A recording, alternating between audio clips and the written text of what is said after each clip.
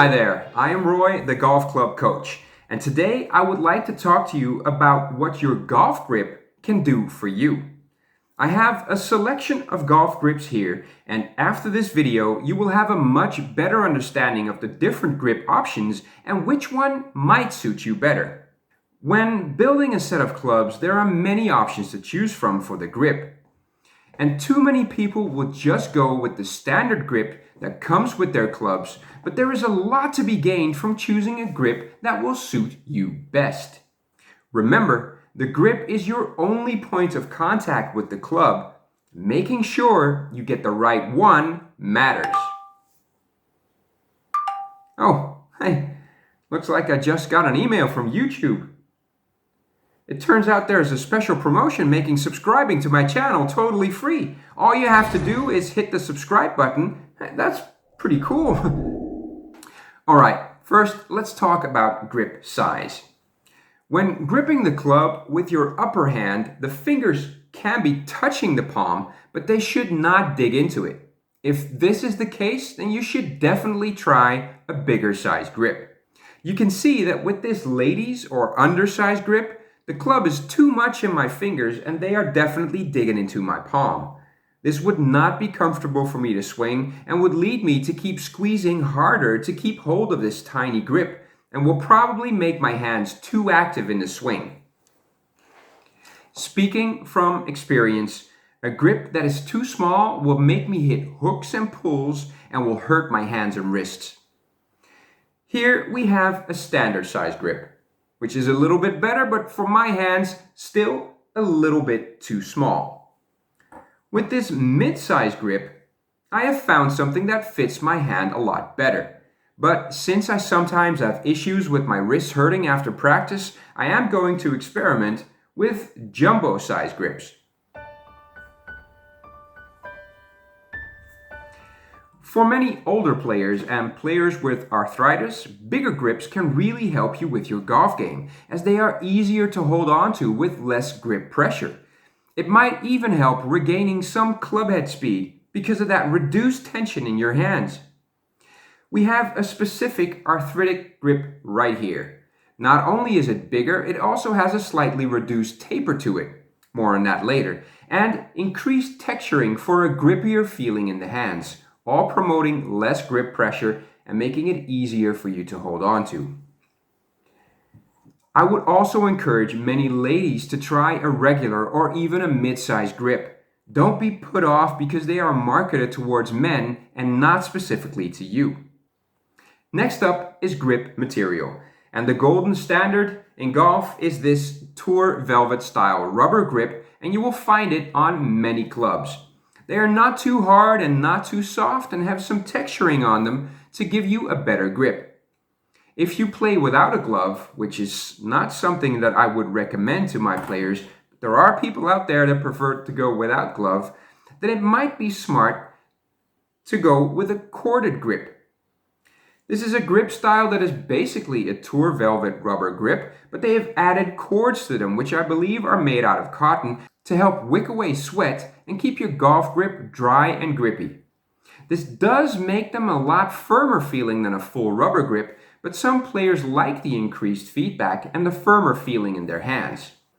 A very popular grip on tour is this multi-compound grip that is corded in the upper half and full rubber in the lower hand portion, offering a combination of the two.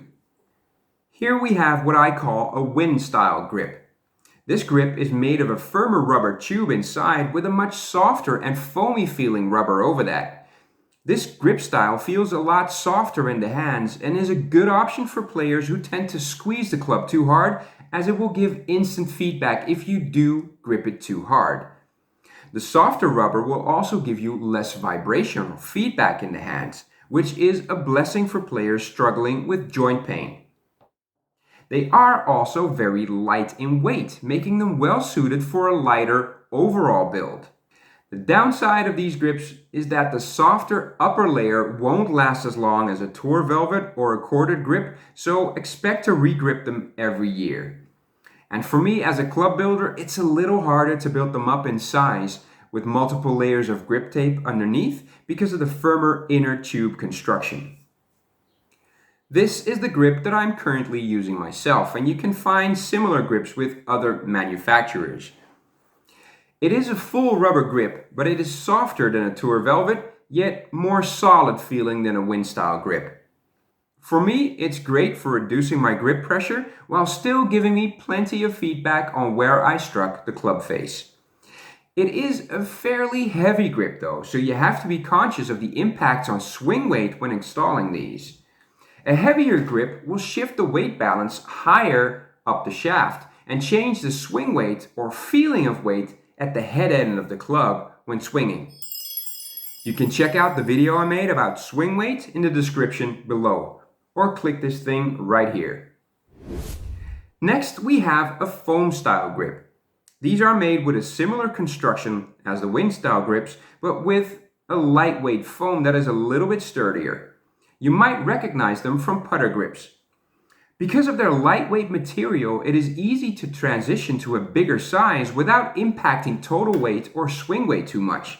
They can also be used as an easy way to increase your swing weight by making the grip end of your club lighter if you exchange it size for size. They are relatively soft and vibration dampening, but will not feel as squishy as a wind style or my CP2s. But it also means that they feel a little bit slicker as well. On tour, you can see Bryson DeChambeau using these grips made by Jumbo Max, which have a wind style grip construction as well.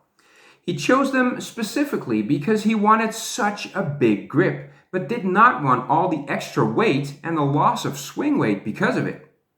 Now on to the taper of the grip. The standard shape of a golf grip is that it is thicker at the butt end and it tapers off, becomes more narrow towards the lower hand portion of the grip. Because of this thicker butt end, the grip will stay in your hand without you having to squeeze harder, or that is the idea anyway. This amount of taper will be roughly the same in undersize, regular, mid-size, or jumbo. But you can also get grips that have a reduced rate of taper towards the lower hand. You might recognize the +4 of certain Golf Pride grips. The reduced taper on these is as if they were built up with 4 layers of extra tape under the lower hand portion. So yes, this is also something that you can do with most grips out there. Just use a couple of layers of extra build-up tape on the lower portion before sticking the final layer of tape and installing the grips. Reduced taper grips can help you slow down the closure rate of the club face, reducing pulls and hooks by reducing the influence of the lower hand. If you are a slicer of the golf ball, this might not be your best option as it can lead you to have a more open face at impact, increasing the chance of a push or a slice. If you want to make this effect bigger, then you can even go to a non-tapered style grip like this Tachymac that I have right here.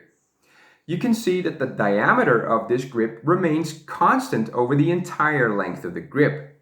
And this is something that I do with my grips as I build up my reduced taper CP2s with extra layers of tape on the bottom half.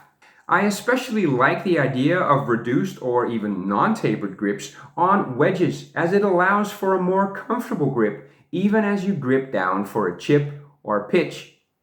The last feature I would like to talk to you about is the grip shape. Most swing grips today, we're not talking about putter grips in this video, are of an even shape all around. We call this a round grip. But there is also such a thing as a ribbed grip, and they are ribbed for your pleasure.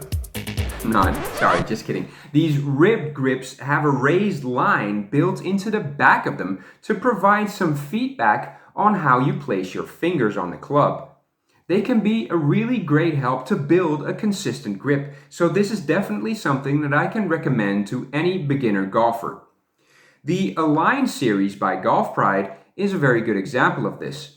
They have made the rib portion of the grip very visible by making it a red line that will actually raise up when you install this over a shaft. Well, there you go. This is what I wanted to share with you in this video. I hope it gives you more of an insight into the world of golf grips. Let me know in the comments below if this video gave you some ideas of what you want to try with your next regrip that might help you with your game. This is the coach signing off. I'll see you in the next one.